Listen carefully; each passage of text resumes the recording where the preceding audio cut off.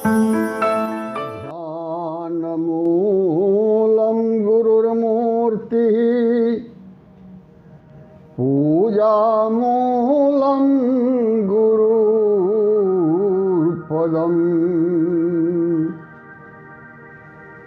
मंत्रमूलं गुरुर्वाक्यम् मोक्षमूलं गुरुर्कृपा गुरुर्ब्रह्मा गुरुर्विष्णु गुरुर्देवो महेश्वरः गुरुर्साक्षात् परं ब्रह्म तस्मै श्री गुरवे नमः। अखंडमंडलाकारं व्याप्तं येन चराचरम् तत्पदं दर्शितं येन तस्मै श्री गुरवे नमः। अज्ञानतिमिरान्धस्य ज्ञानाञ्जनशलाकया चक्षुरुन्मीलितं येन तस्मै श्री गुरवे नमः। नमस्ते नाथ भगवन् शिवाय गुरुरूपिणे विद्यावतार स्वयं सिद्ध्यै श्रीकृतानेक विग्रह। बोलिए सद्गुरुदेव की जय, परमपिता परमात्मा की जय।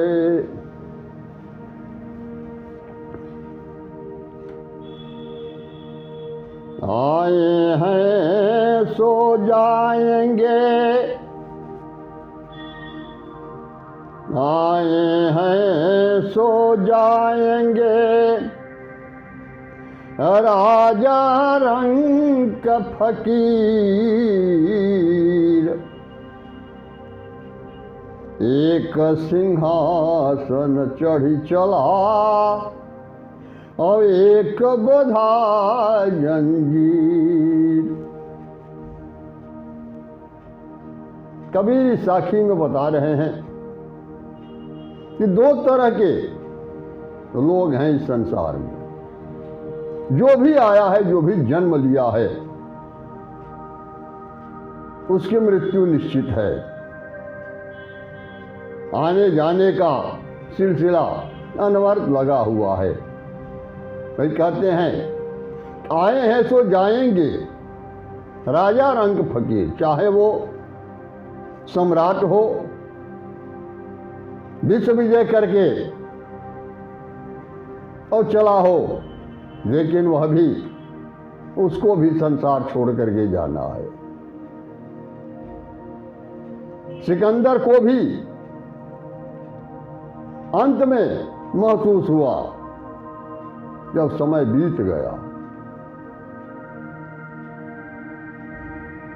तो इस संसार में दो तरह के लोग हैं। एक तो हैं कि सिंहासन पर सवार होकर के आनंद से और यहां से जाते हैं, मस्ती में जाते हैं। और एक है, एक बंधे जंजीर, वह कर्मों की जंजीर में बांधे जाते हैं और फिर कर्म का भोग भोगने के लिए बार बार इस आवागमन की चक्की में पीसते रहते हैं। उनका आत्म कल्याण नहीं हो पाता। ये दो तरह के लोग हैं।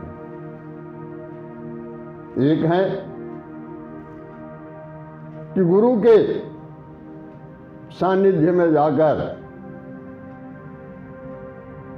और गुरु द्वारा बताए गए नाम का सुमिरन करते हुए और यथार्थ तक वो पहुंच जाता है और अंत में अपने आप को पहचान लेता है कि मैं कौन हूं। वो भी 84 लाख योनियों के बाद यह मनुष्य का शरीर मिला है।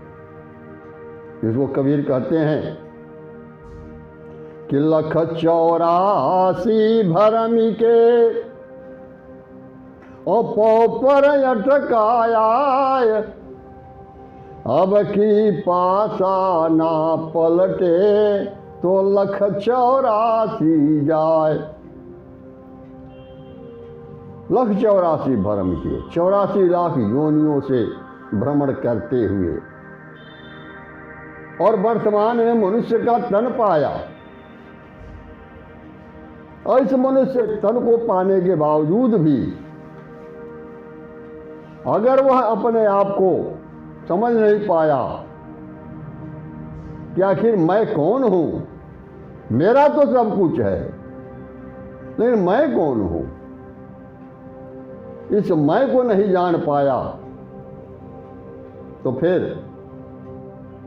बार बार इस आवागमन के चक्की में उसको पीसना पड़ेगा। इसीलिए जो सदगुरु का दर्शन लिया, सदगुरु द्वारा निर्देशित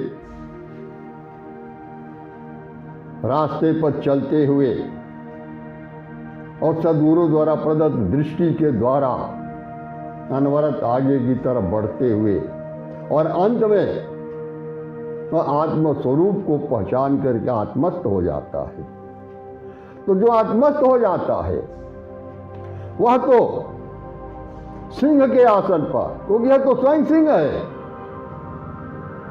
चेतन आत्मा स्वयं सिंह है, लेकिन यह अपने आप को भूल गया और इसके साथ में लग गया। जो बनावटी सिंह है वह मन जो 40 शेर का होता है और वह मन के साथ में लग गया और वह 3 लोक का सम्राट है, जिसको कहा गया है कि 3 लोक मन भूप है, मन पूजा सब ठौर, और नैनन मध्य मन बसे पल पल करता दो। 3 लोक का सम्राट यह मन ही है और यह मन ऐसा है कि 40 शेर का यह मन होता है। 5 विषय, 25 प्रकृति है, 3 गुण है, खड विकार हैं और साथ ही साथ अहंकार है। एक जंगल में अगर एक शेर दहाड़ता है तो जंगल थर्रा जाता है, लेकिन इस काया रूपी जंगल में जब ये 40 शेर एक साथ दहाड़ते हैं मन के निर्देशन में, तो यह जीव जो अपने आप को भूल चुका है यह कांप जाता है। और ये जो कृत्रिम शेर हैं, वास्तविक शेर यह स्वयं चेतन आत्मा है, लेकिन यह कृत्रिम शेर से, छाया से यह भयभीत हो जाता है और अंत में जाकर के जैसे जैसे यह मन नचाता है वैसे वैसे यह नाचता फिरता है। इच्छाओं के जकड़न में यह दिन रात लगा रहता है और इच्छाएं ऐसी है कि अनवरत ये बढ़ती रहती है, चाह बढ़ती रहती है, मन में हमेशा इच्छाएं उत्पन्न होती रहती है। इसीलिए तो इसके लिए कबीर कहे हैं कि चाह चामड़ी चाह चूमड़ी ये नीचन की नीच, तू तो परम ब्रह्म था यदि चाह न होती बीच। चाह चामड़ी इस आकृति के प्रति, चमड़ी के प्रति जो हमारे मन में आकर्षण होता है और उसके पीछे हम भागते हैं, शरीर को प्रधान समझ लेते हैं, ये भूल जाते हैं कि यह शरीर हमारा है, हम शरीर नहीं है, और अपने आप को भूल जाते हैं। ये वही कहते हैं कि तू तो स्वयं परम ब्रह्म परमेश्वर था, अगर चाह न हुई होती बीच में तो इस चाह में जो चमड़ी के प्रति चाह है या अन्य पल पल में चाह बढ़ती जाती है और उसी चाह में यह जीव फंसा हुआ है। तो जो गुरु के सानिध्य में चला गया, जो सद्गुरु के पथ का अनुगामी हो गया, वह तो सिंह के आसन पर सवार होकर के निकल गया, और नहीं तो यह कर्म बंधन में, जंजीर में दूसरा बंध जाता है। अगर कोई साधना करने के लिए तैयार होता है, कोई साधना करता है, तो तुरंत ये देवता लोग पहुंच जाते हैं, वर मांगो वर मांगो। सारा हमारा ग्रंथ भरा पड़ा हुआ है इससे, और वर दे करके, वरदान प्रदान करके और भ्रम में डाल देते हैं। यह माया भिन्न भिन्न रूपों में, कभी ब्रह्मा कभी विष्णु, भिन्न भिन्न रूपों में यह माया आ करके और दिग्भ्रमित कर देती है कि तुम्हारी तपस्या से मैं बहुत प्रसन्न हूं, जो चाहो वर मांग लो। और इसी वरदान के चलते जो बड़े बड़े साधक तपस्वी हैं वह भी उलट कर गिर पड़े, यथार्थ तक वो नहीं पहुंच पाए। कबीर साहब के सामने भी यह प्रश्न आया कि तुम मांग लो, जो इच्छा हो मांग लो। कबीर साहब स्पष्ट कहे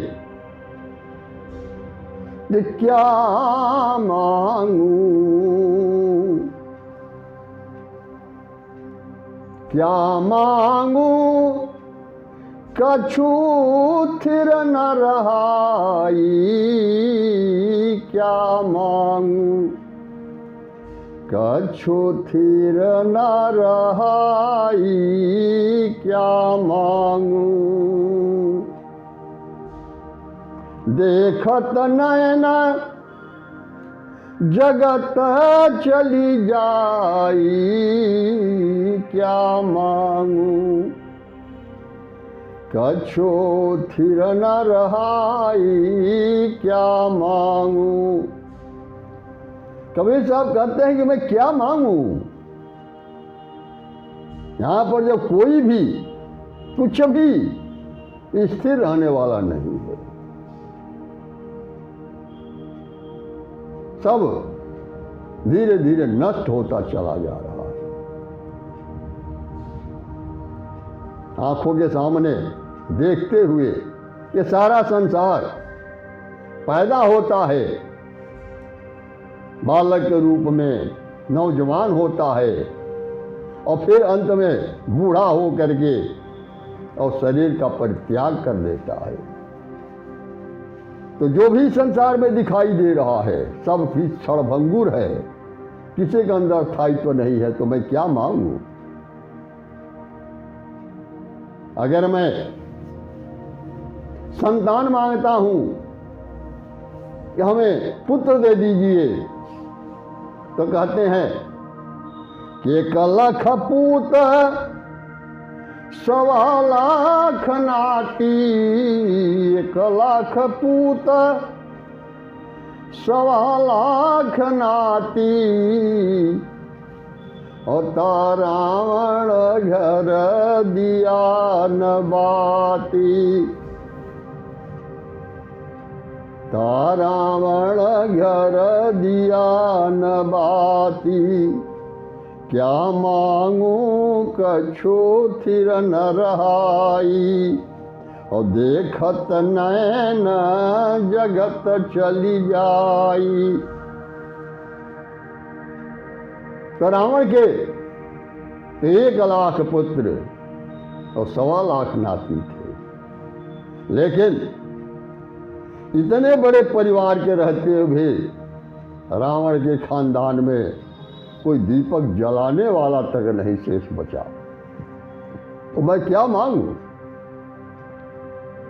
अगर मैं सुरक्षा मांगता हूं तो उसके बारे में कहते हैं कि लंका यस कोट समुद्र यस खाई, लंका यस कोट समुद्र यस खाई, और रावण कछु खबर न पाई,